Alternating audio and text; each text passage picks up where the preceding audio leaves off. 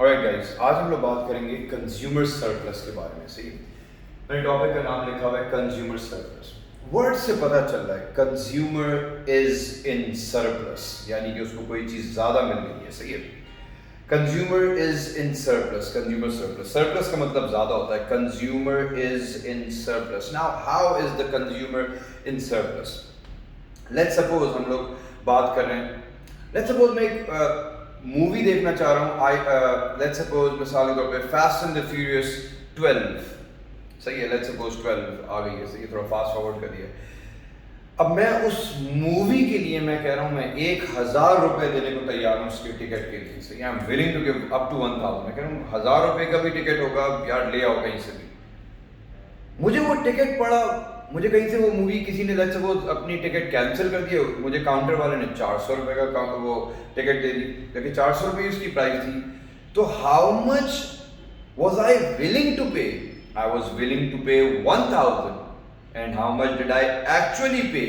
Paid, I paid 400। तो कितना surplus मिला मुझे? 600।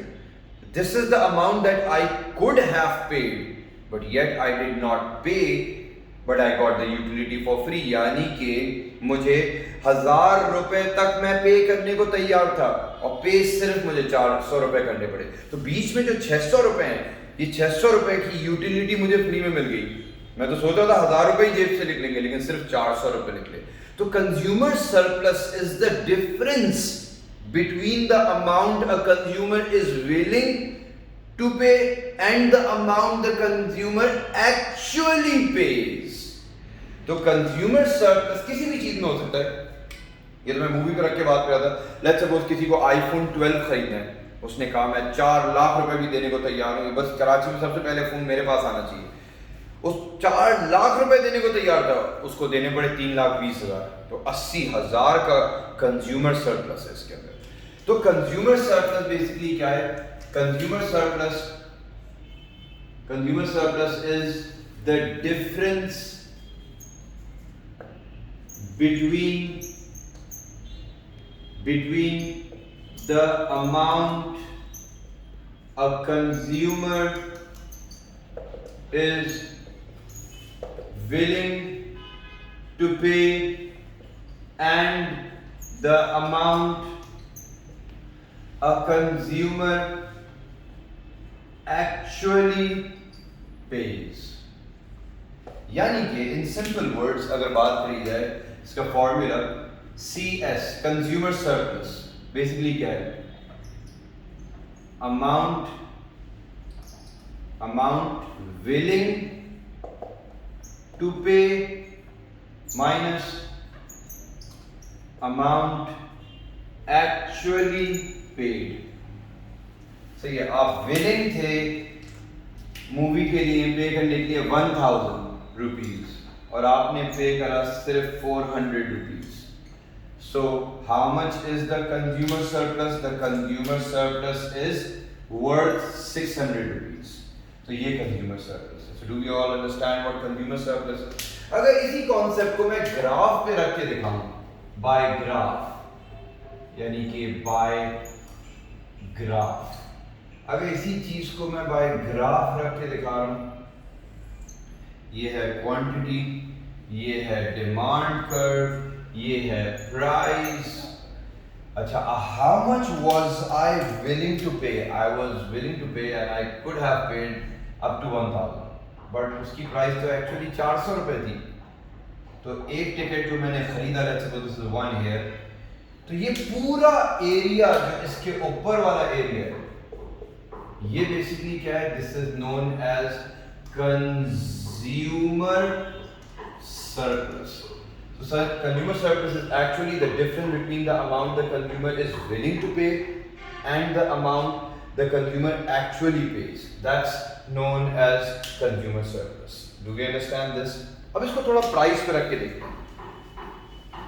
Relationship between price and consumer surplus। मैं CS इसका शॉर्ट फॉर्म यूज कर रहा हूँ।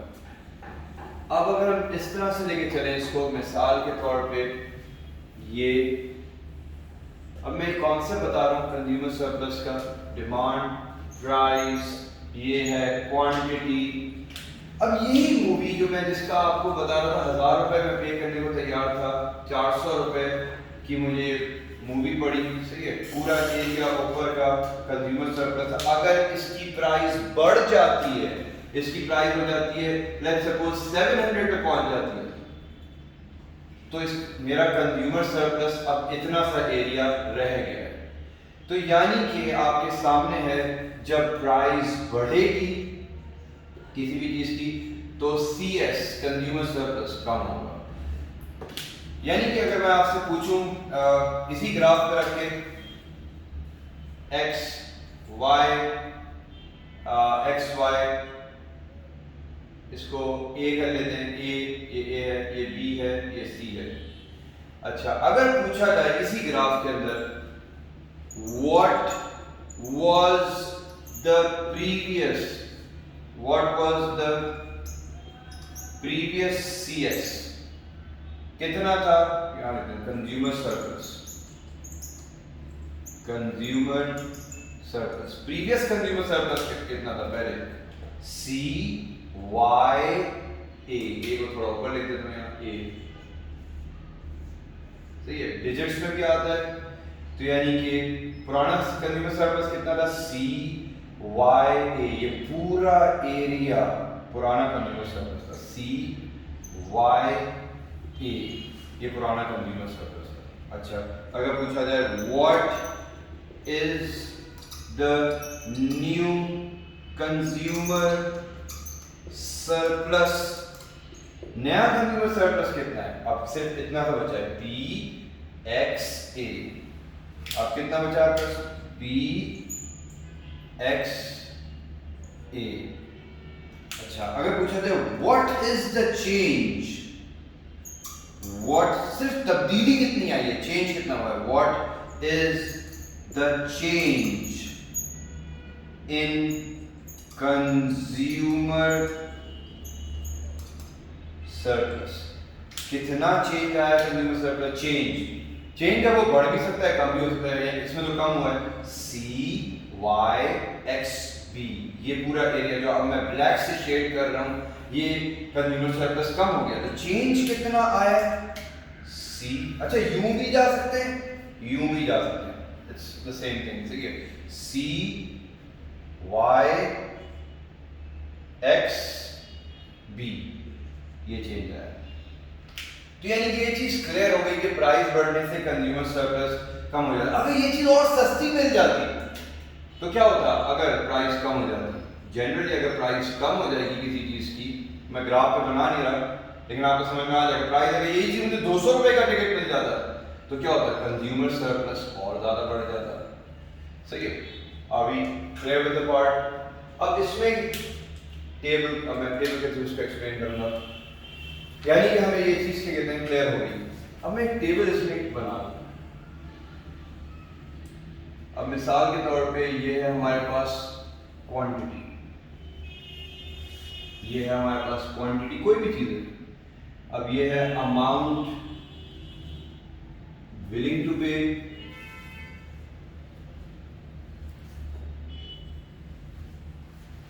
अमाउंट, मैं मार्कर दूसरा यूज करता हूं, इसमें अमाउंट एक्चुअली पेड, फिर इसके बाद यहाँ साइड पे कंज्यूमर सरप्लस। यानी कि अगर हम बात करें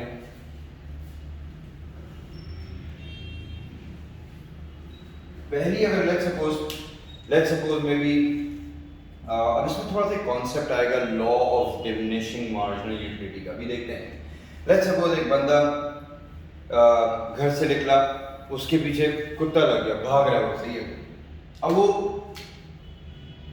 वो बहुत प्यासा है, बहुत देर तक कुत्ता उसके पीछे भागा, सही है, वो दुकान पे पहुंचा, सही है, तो क्या होगा, वो कह रहा था मैं 100 रुपए भी पे करने को तैयार हूँ, पानी की बोतल नहीं, मर रहा था प्यास से, सही है, उसको लेट्स सपोज पानी की बोतल नहीं थी या कोक की बोतल थी या पानी की कुछ भी, 100 रुपए पे नहीं था पे करने, उसने एक्चुअली इतना प्यासा था कि 100 रुपए बिलिंग का पे करनी, उसने पे करा 20। कितना कंज्यूमर सरप्लस उसको मिला? 80 का। समझ में आया? इसकी प्राइस तो 20 हो गया, 100 रुपए भी अगर दुकान वाला मांगता मैं उसको दे देता, मैं तो 100 रुपए तक पे करने को तैयार था। दूसरे वाले में उसकी थोड़ी सेटिस्फैक्शन, अब यानी कि सेटिस्फैक्शन मिल गई उसकी पानी की बॉटल से। और दूसरे वाले में क्या 100 बिलिंग होगा पे करने के लिए? नहीं, वो बिलिंग था 50 पे करने के लिए। थोड़ी और प्यास थी, अभी उसको सही है, उसने पे करा 20। कितने का कंज्यूमर सरप्लस? 31। हाँ, तीसरे वाले में he was willing to pay 20, he actually paid 20। 3 bottle. अब यानी कि कितना कंज्यूमर सरप्लस थी? अभी करेंगे, अब इससे ज्यादा तो कंज्यूम नहीं करेंगे ना, ओके कहते हैं पानी की बॉटल। सो ये बेसिकली उसको कितनी कंज्यूमर सरप्लस मिल गई? 110 रुपीस की उसको कंज्यूमर सरप्लस मिल गया फॉर फ्री। यानी वो पे कर सकता था इसका, सही है, लेकिन उसको ये सब कंज्यूमर सरप्लस फ्री में मिला। प्राइस उसकी 20 रुपए ही थी। तो यानी कि ये कॉन्सेप्ट बेसिकली क्या बता रहा है? Law of diminishing marginal utility. पहला ग्लास पानी का पिया या जो भी कोल्ड ड्रिंक थी 100 यूटिलिटी उसको मिल रही थी, यानी यूटिलिटी ज्यादा थी, वाज विलिंग टू पे मोर। सेकंड वाले में थोड़ी कम यूटिलिटी थी तो he was willing to pay less. Third वाले में थोड़ी कम यूटिलिटी थी, he was willing to pay less. So do we understand the concept? तो ये पर्टिकुलर कॉन्सेप्ट है हमारे पास, it's about the concept of consumer surplus based on utility. सही है? अच्छा, मैंने यानी कि इसमें मैंने ये बेसिकली क्या है? This is the utility the consumer got for free। अच्छा, अब एक और चीज मैं इसके अंदर लिख रहा हूं, the utility starts to fall due to law of diminishing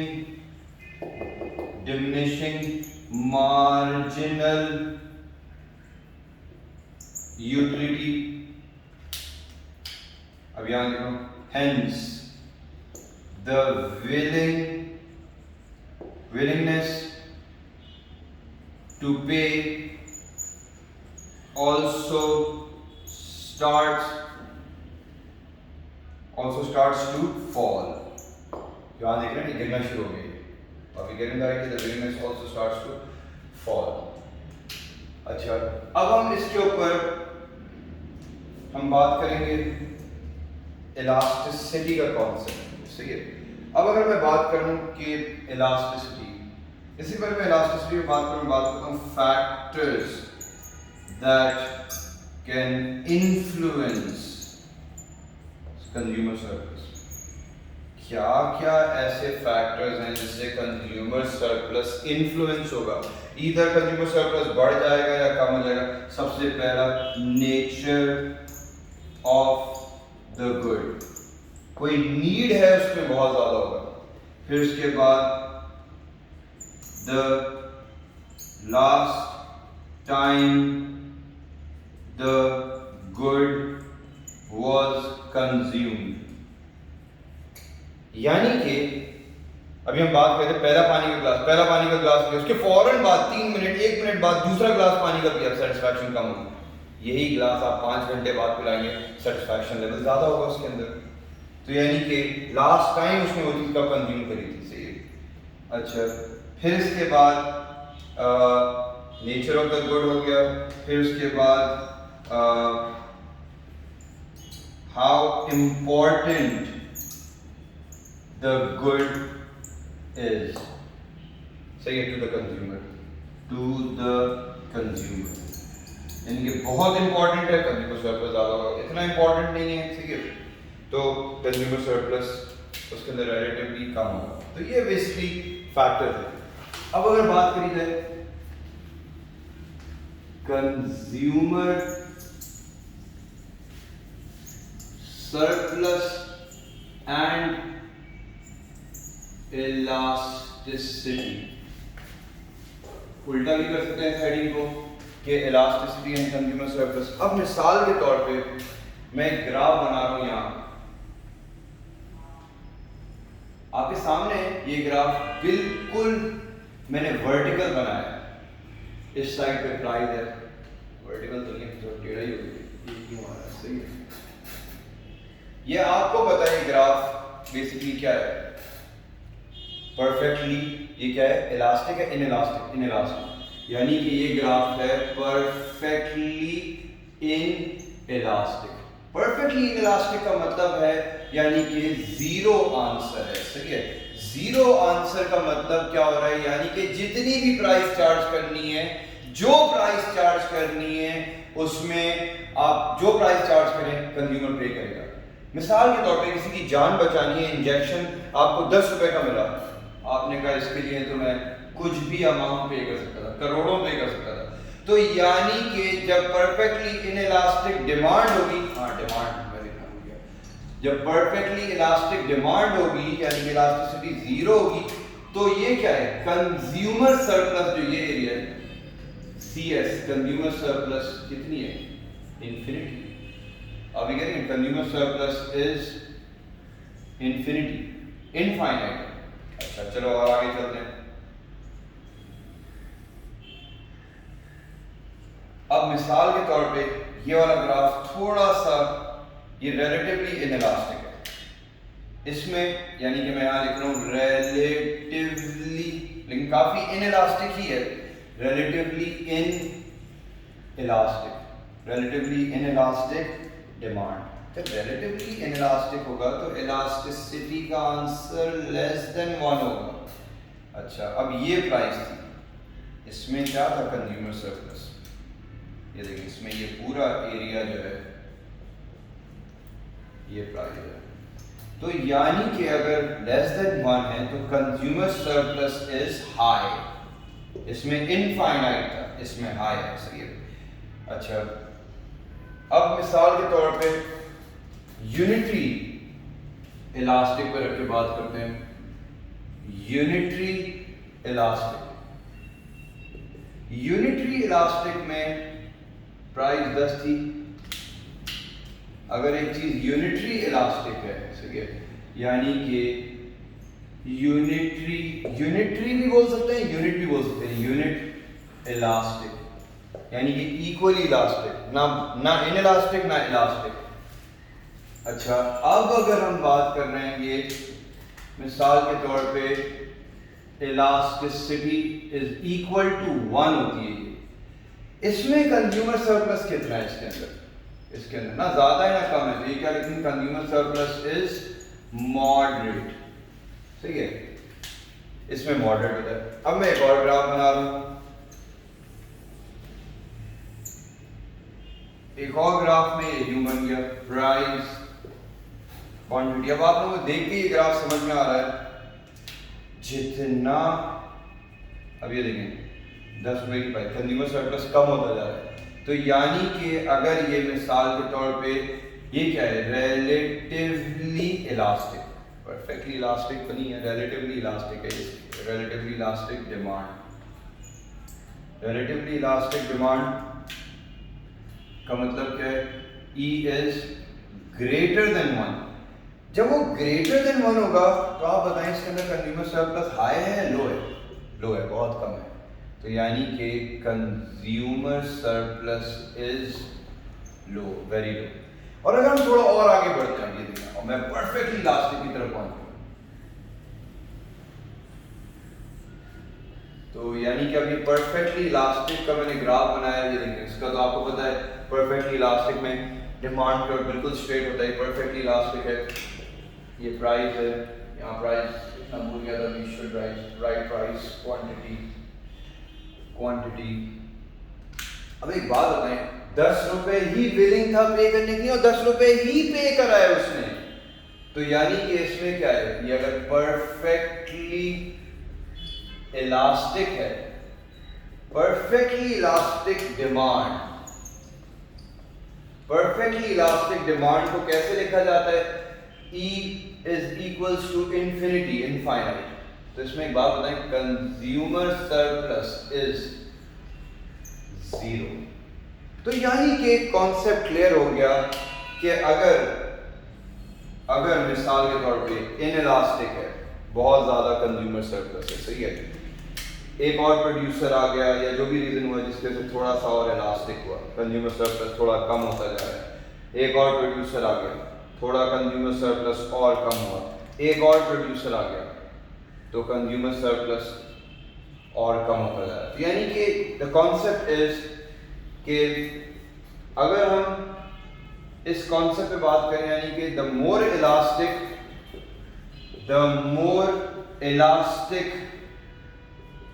the less the consumer surplus. Are we clear with this? अब मैं एक इमरान आप इसको पॉज करें, मैं MCQ करा रहा हूँ मुझे गाइस। अब इसका एक MCQ है, इन द डायग्राम S1 ये वाला is the original supply curve, हम भी ऐसे ही लिखते हैं इसको, original supply curve, and D is the original demand curve. सही है, यानी कि ये और ये ओरिजिनल है। अच्छा, इससे पहले आगे बढ़े, मुझे बात बताओ, पहले ओरिजिनल की बात करते हैं, क्वेश्चन नहीं करेंगे। मुझे बात बताएं, ये एरिया, ये और ये जो है, ये इक्विलिब्रियम है, ये प्राइस है, ये क्वांटिटी है। अगर मैं पूछूं what is the current, What is the original consumer surplus? Original consumer surplus आप बोलेंगे सर PQW, ये पूरा एरिया ओरिजिनल या प्रीवियस कंज्यूमर सरप्लस है। अच्छा, अब आगे चलते हैं। If the supply shifts to S2, ये वाला सप्लाई कम होगी, सही, which area represents the change in consumer surplus? Which area represents the change? अभी हम चेंज पे भी नहीं जा रहे, चलो पहले बात करते हैं। चलो ये सप्लाई कम होगी, अब कंज्यूमर सरप्लस कितना बचा है? What is the new consumer surplus? TVW, क्योंकि अब तो ये एरिया कंज्यूमर सरप्लस बचा है, ये वाला एरिया जो है कंज्यूमर सरप्लस में अब है ही। तो यानी कि अगर पूछा जाए कि व्हाट इज द चेंज, पूछा जाए what was the previous consumer surplus, भाई PQW ये प्रीवियस कंज्यूमर सरप्लस था। What is the new consumer surplus? TVW। What is the change in consumer surplus? PQVT। Answer में देखें, PQVT आंसर ये रहा। अच्छा, इसका आंसर ये है, सही है, PQVT। अच्छा, अगर इसमें पूछा होता what is the new consumer surplus, अगर इसने न्यू पूछा होता तो न्यू कंज्यूमर सरप्लस क्या है? TVW का TVW, ये फिर इसका आंसर होता है। अभी फिर लेट्स टॉक इट।